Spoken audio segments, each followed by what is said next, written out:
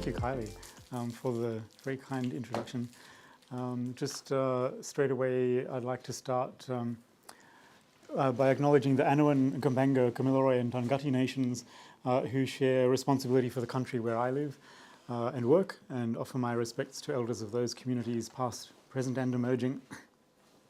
I feel very fortunate to be able to visit with you here on this, so beautiful country of the Ogundanji people, and I acknowledge their ancient and ongoing custodianship, and again offer my respects to all elders of this community here locally, and also to Indigenous friends and colleagues present here today. As others have said this morning, it was so special to be welcomed to this country yesterday by Auntie Jeanette. I'm so delighted to be here with you all, and I'm very inspired and excited to have got to know you all a bit and to hear about your extraordinary thinking and work these past 2 days. And really heartfelt thanks to Victoria and Kylie for the invitation and this opportunity to join you. I prepared, my 30-minute talk late last night, and since this morning, of course, we've had some intense, amazing discussion, and so I feel my talk is threatening to burst at the seams, but I'm going to try and stick to the script so we won't be running further late. So here we go. Look, as a white male, educated, employed person, we'll see what's going to happen to. Maybe I've got a letter. Hang on. Yes, so I'll try that again. White male, educated, employed for the time being. I have to admit that I view the world from a position of relative privilege and power. I was born in Sydney, but grew up in regional Australia, in New South Wales and Queensland, and I currently live and work, as you know, in regional New South Wales. So I can claim some experiential knowledge on that front. In my work, I'd like to keep posing questions to myself and others, such as, what would it really mean to decolonize? Or more constructively, what would a real Australian university look like, as opposed to the hollowed out shell of a colonial instrument that we inherited? What will a deadly university look like? I hope I see it. Poetry, like other art forms, and I should say I'm not a poet, but I love poetry, it's not just a pretty thing, as we know. It's far from being mere entertainment. As Roland Barthes observed, language, like music or painting, remains full of the recollection of previous usage. And it's never innocent. Words have a second-order meaning, a second-order memory, which mysteriously persists as new meanings evolve. All the creative arts are powerful and dangerous. There's a reason why autocratic governments throughout history prioritize control of the creative arts, at great cost often, and often before doing anything else almost. There is a reason why in Australian culture, political powers are often at pains to diminish or sideline the standing of the arts in or as public discourse. In poetry, as in music, things can be imagined and said that perhaps can't be imagined or communicated in other ways, or questions that need to be asked. Sometimes the things that must be said and questioned are dark and difficult, as much as beautiful. Adele showed us yesterday that terrible, haunting photo of the prison wall.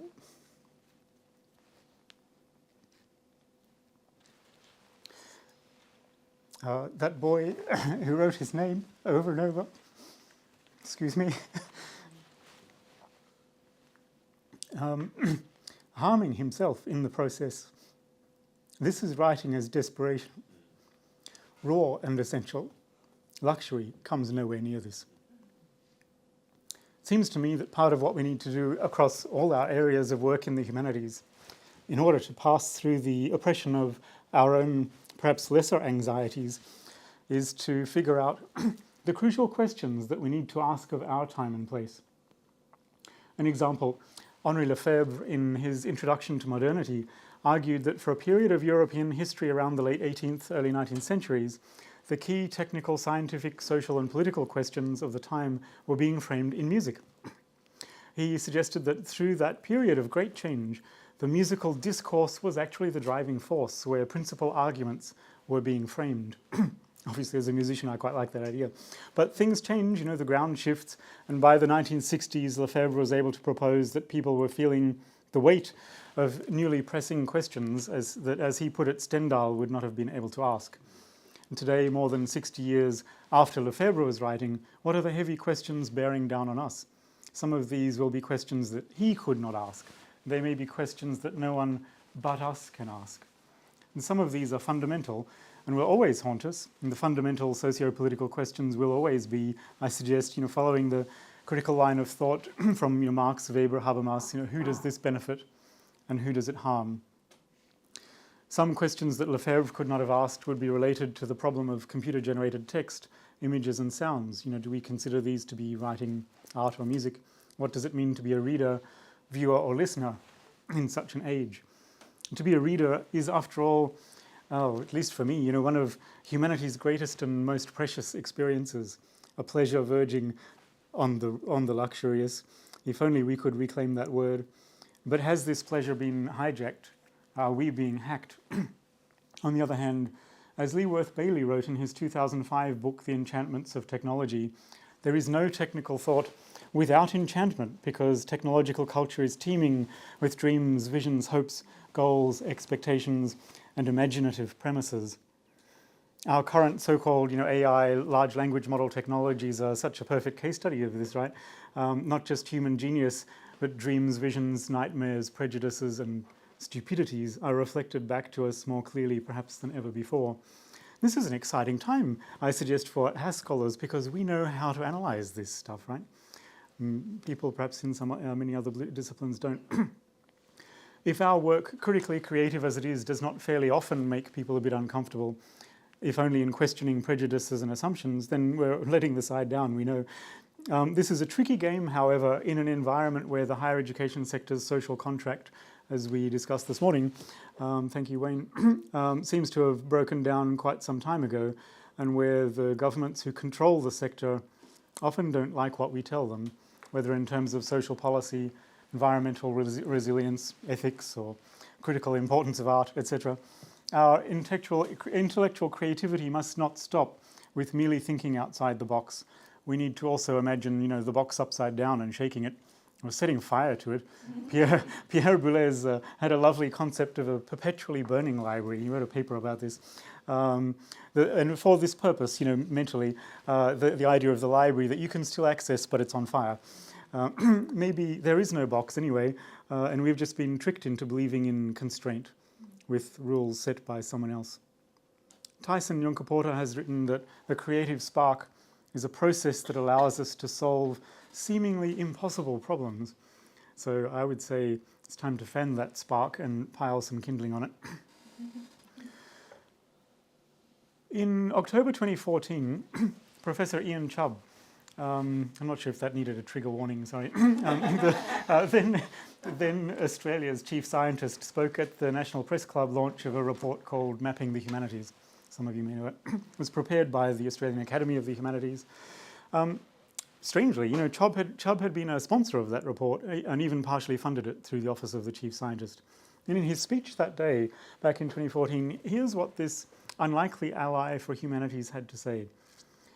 He said, "The social sciences and the humanities will underpin a creative and innovative Australia. And it's only in this context that STEM can be effective." So he said, my focus is STEM, obviously, but STEM working for and with the community, connected by trust and mutual obligation. So I'm deeply interested in the capabilities that the humanities and social sciences bring to bear. I think that, he said, this is still a quote, sorry, it's a long one, I think that in Australia we tend to duck the truly hard questions. We live in a thin fog of complacency, generated by the she'll be right approach, or the no worries motto, or the we punch above our weight cliche.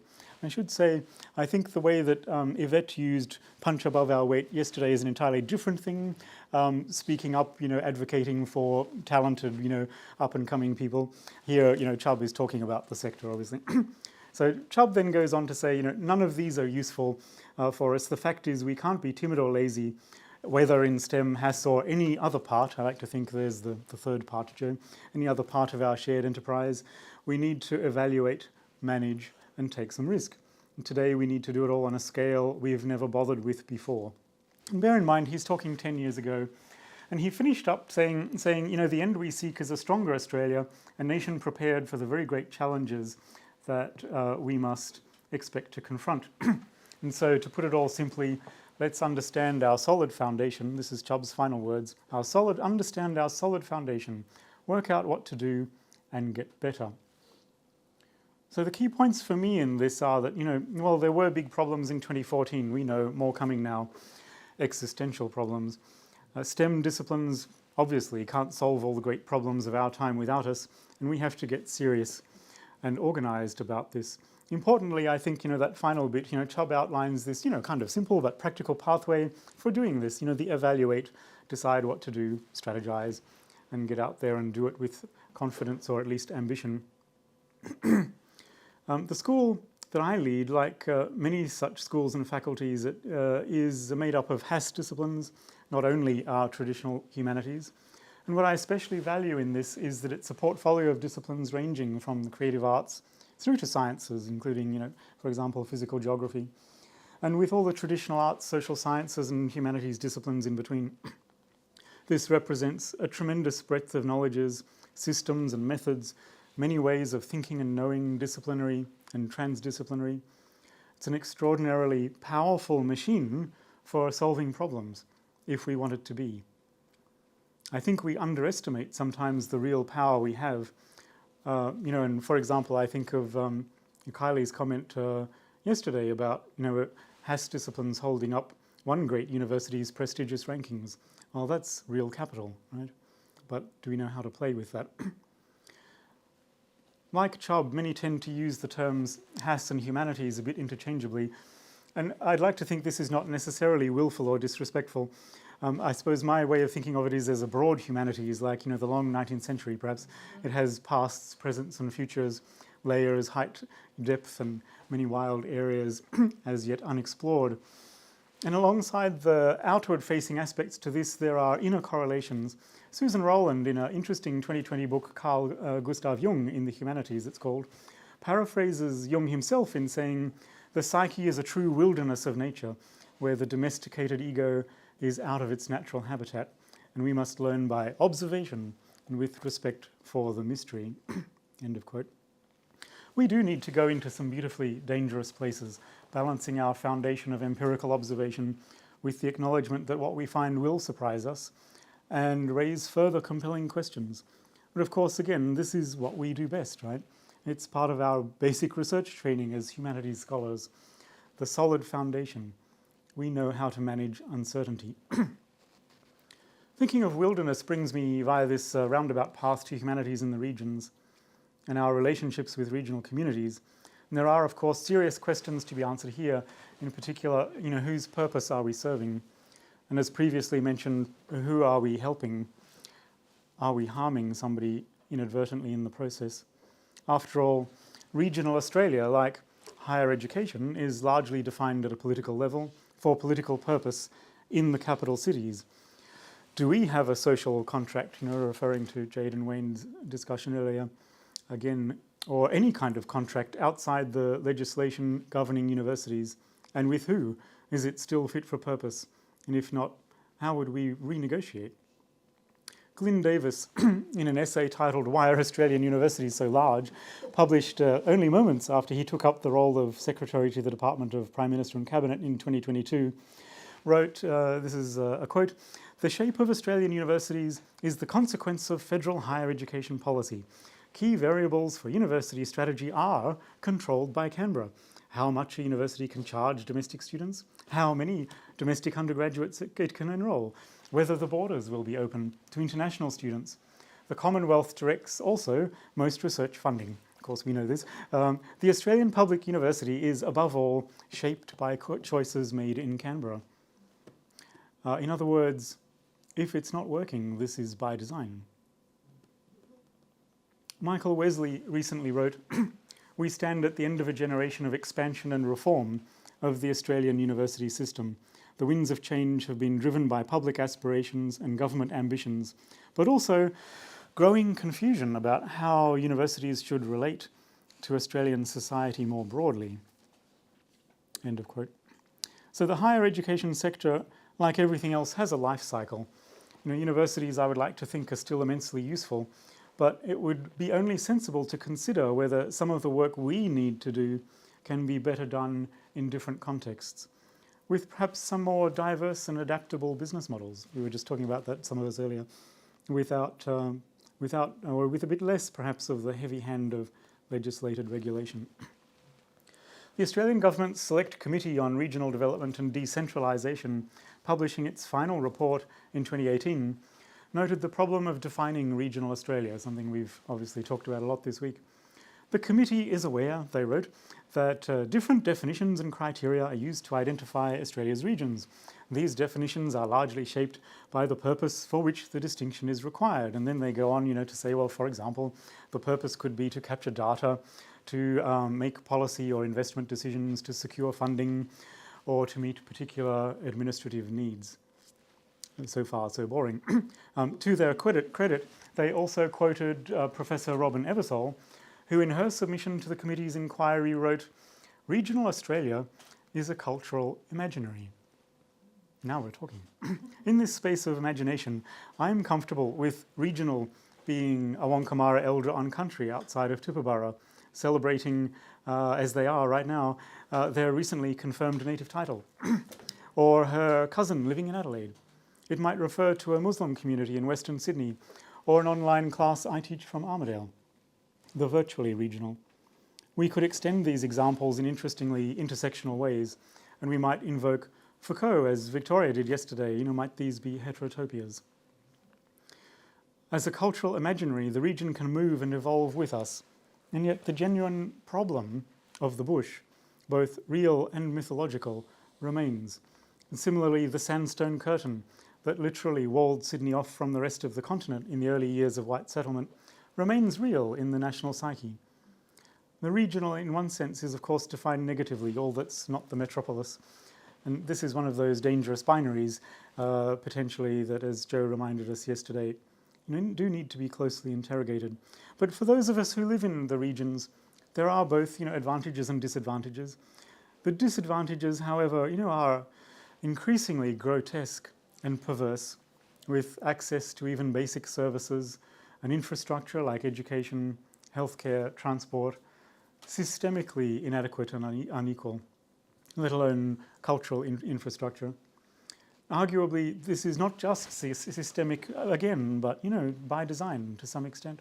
People make decisions about this, right? This is obviously, I've strayed into the deficit narrative, but this is not one that I will shy away from. If we as scholars and artists cannot address this, well, who will? And if not now, when? Some of you may know Michael Wesley's recent book. I already mentioned him. His recent book, The Mind of the Nation, Universities in Australian Life, just published last year. In this book, he said out loud some of the quiet things, that we all know to be true, including just a short quote.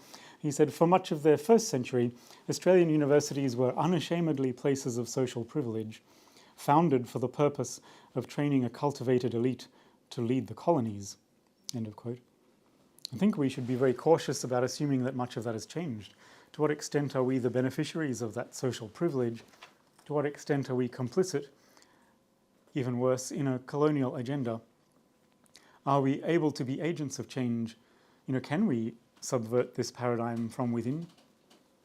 Wesley barely mentions regional universities in this book, except in his chapter on privilege, where he suggests that regional universities don't have it, and neither do their students. He also notes that regional universities teach most of the nation's low SES students, as we know, and that, to quote, "stratification of education advantage occurs at school level in Australia. The pattern of tertiary admissions correlates most strongly with school sector inequalities." End of quote. So, there is no level playing field, and we'd be kidding ourselves if we think that access to university is merit-based. Nevertheless, for those of us who believe in progressive transformation and fighting to reduce the increasing inequities of Australian society, we may take heart in that regional universities are doing good work, and that's good in capital letter good in italics, good work, and providing access to education that a great many talented people would otherwise not have. Regional universities also teach a higher percentage of Indigenous students, and for me this is a key part of the vital contribution that we make. I firmly believe that regional perspectives and voices need to be heard. And this applies to all disciplines, research and creative endeavours.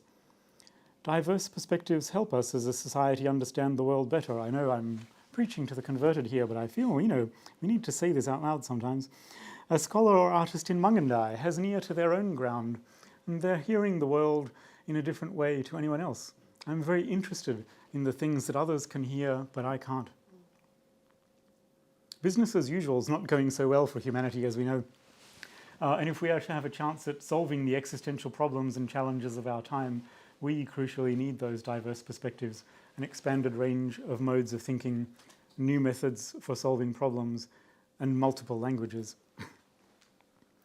As humanities and arts scholars, I think we're very skilled at asking investigative and speculative questions, but you may disagree, but I think sometimes I worry that we're not as strong on what a business manager might call the productive questions about, how to get things done. Javier, yesterday, I was very interested that he noted that he learns the tactics from the creative arts practitioners. They know what to do and how, but maybe could use some support or resourcing to get some of it done. Is that support an institution can provide? Sometimes yes. But we also need to recognize that, and I think Roger mentioned this yesterday evening, recognize that writers will continue to write, musicians will continue to compose, artists will produce art without a university. The question is, how can the institution add value or put wind in the sails, perhaps? There is another kind of question alongside those that I just mentioned, and that's what some management theorists call the subjective. And that often, at least in university contexts, I worry overlook almost entirely. And this is where we might ask the questions of, how does this feel? Or what are we afraid of? What makes you happy? It's where we might start to be able to plan the emotional work that actually underpins everything. It might also encompass questions like, how does this align with your personal beliefs or your spiritual experience? Some of you I know do this in your own research, and we've heard it touched on these last 2 days. But I wonder, how often do we ask each other as HAS scholars and practitioners these questions, especially in the context of strategically planning for the future? In his 2022 essay I mentioned earlier about the disproportionate size of Australian universities, Glyn Davis wrote, "Some Australian universities will soon enrol 100,000 students. Such an institution will be barely recognisable as a scholarly community, a conversation among students and academics, a place where professional staff might hope to know what classes are doing and support learning." In the face of this and other difficulties we face working in the higher education sector, I think we need to start very much with the local. How do we take care of ourselves and each other? Good social connections, as all research shows, are vital to support mental health. How do we build those for ourselves and for others? Positive relationships, of course, don't have to be work-related. But, I feel that for people like us who are very passionate and invested in our work, a feeling of intellectual and professional isolation would be catastrophic. We need to seek out like-minded people and establish those positive networks, as we are doing here this week, and look out for each other. So, a few thoughts, as I've been trying to sort of soak up all of our discussions these last 2 days, a few thoughts about, where we go next, and these are just, very sketchy starting points, perhaps, for us to go away and think about or debate. And I'll start with that one of, take care of yourself and your colleagues. Explore new partnerships and collaborations. Don't be afraid of the unknown. And one of those unknowns I'd just flag for what it's worth, and again, a few of us were talking about this earlier, is, take a look at the private sector now and then, both, private sector research, private sector education. There's interesting things. Well, let's get out of the office a bit more, and off the campus as often as we can. Talk to people, and more importantly, as Javier advised, be prepared to listen to a lot of stories, right? This is our work, actually, a fundamental part of the methodology across all our areas of work. Seek out and respect allies, local, national, international. I gave the example of Ian Chubb earlier, that unlikely ally for the humanities. To move forward strategically, let's really focus, I think, on asking the right questions and the right range of questions, because we do all have our blind spots, right? Individually and collectively. That Just one other thing I'll just insert there is maybe keep these conversations this week, I feel, are really important. And if there's a way that, that this can be, the conversation can be continued after today, I think that may be valuable. That mapping the humanities document is now 10 years old that I mentioned earlier. And while many other projects such as the current Academy of the Humanities project on the future humanities workforce, or other recent studies by organizations like DASH, ACHRC, as we heard earlier, lots of important and useful data gathering and reporting. I wonder, as I come to the, this stage of our meeting here, wonder, do these provide us with the evidence base for the questions that we are asking? Like, this week even, do we have a clear picture collectively of that solid foundation that Chubb referred to? If not, then there's that risk that any moves we make might be either hesitant or their impact may be accidental rather than decisive. I hesitate to suggest that maybe we need more reports, but I'm just floating the idea. I don't know. I wonder if there's a practical outcome from, again, what we've been doing these last couple of days. Is there a gap that could be filled? There, all kinds of reports, of course, serve valuable advocacy purposes, speaking to government or on an international stage, for example. But I wonder if it's also time for a report that speaks to us, almost like the secret business report, and to us and our colleagues. And rather than answering questions posed by others with metrics of their devising, what are the questions we need to ask? What evidence would we need to begin an analysis that might answer them? And from this basis, we could then perhaps strategize and plan an exciting future, maybe even one that isn't limited to being strapped to the dead horse of institutional and legislative legacy.